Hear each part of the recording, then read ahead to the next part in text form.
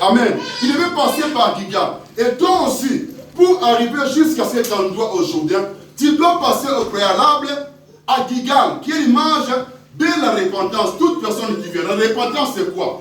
C'est le fait qu'on a tendance dans l'évangile et que tu as les regrets par rapport à tes fautes.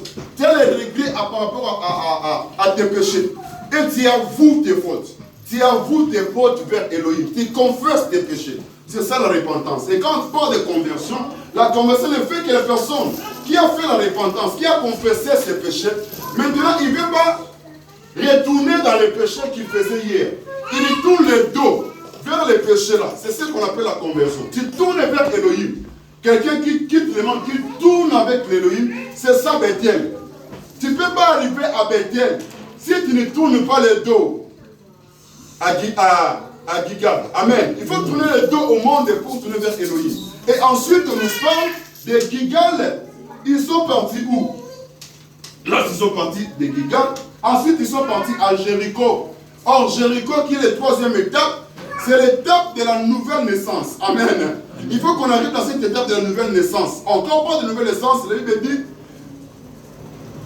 selon le livre de 2 Corinthiens chapitre 5, à partir du verset 17, c'est que ceux qui sont à Adonai, ceux qui sont à Mashiach, des choses anciennes sont passées, voici toutes les choses sont devenues nouvelles.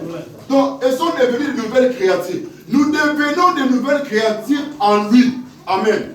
Dès que tu deviens la nouvelle créature, c'est pour cela que la Bible dit dans le livre des Jean, à tous ceux qui l'ont reçu, à tous ceux qui croient à son nom, il les a donné le pouvoir de devenir enfants de Dieu. Vous voyez? C'est-à-dire que l'enfant de Dieu, il a répété ça chez Nicodème qui était le docteur de la loi. Il a dit ceci: si tu n'es né d'eau et d'esprit, tu ne peux pas entrer dans le royaume. Il faut naître de nouveau.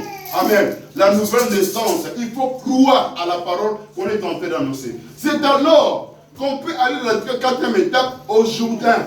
Au Jourdain, c'est là où Élisée, il a reçu quoi? Double ponction. Raison pour laquelle il a dit aux disciples, il vous est avantagé que je m'en aille. Lorsqu'il est parti, c'est comme cela qu'il a répandu son esprit, le don du Saint-Esprit. C'est dans le livre de Romains, chapitre 8, verset 9, on dit, tout celui qui n'a pas d'esprit de Amashia ne lui appartient pas.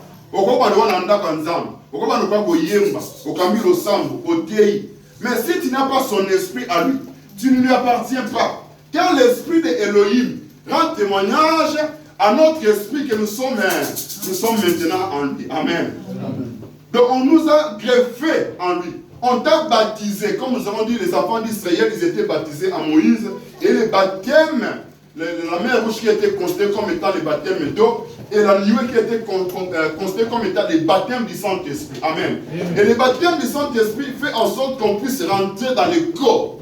Quand on parle du corps de Amashia, cela veut dire l'église comme étant le corps du Christ, comme on dit, comprend qu'on peut faire partie de ce corps-là si on est baptisé du Saint-Esprit. C'est la raison pour laquelle il a dit qu'il vous est avantagé que je m'en aille. Maintenant,